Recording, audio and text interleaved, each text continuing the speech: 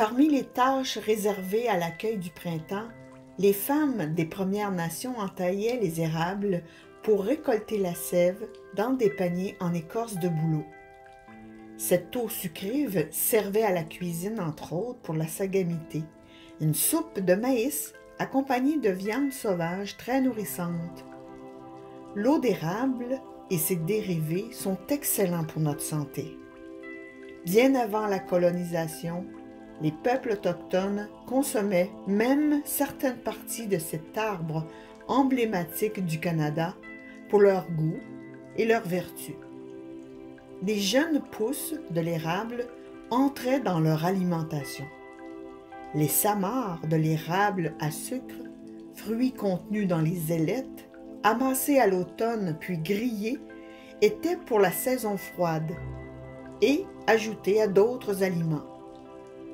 Les jeunes feuilles crues ou cuites étaient consommées. L'écorce intérieure était utilisée pour parfumer les boissons chaudes. Celles de l'érable rouge et de l'érable argenté étaient broyées pour en faire une farine. Les racines bouillies servaient à soigner les plaies et les abcès.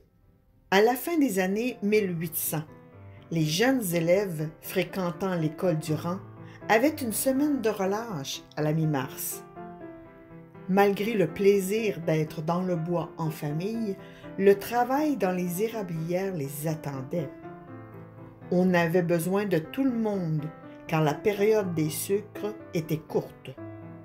La sève est toujours présente dans l'arbre, mais ce n'est que quand, pendant 2 ou 3 semaines, du début mars à la mi-avril, qu'elle est suffisamment sucrée pour en faire du bon sirop.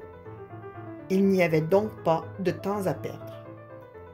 À l'époque des pionniers, le sirop d'érable avait tellement de valeur qu'on s'en servait pour payer la main-d'œuvre, si nécessaire. Un seau de sirop était un salaire raisonnable.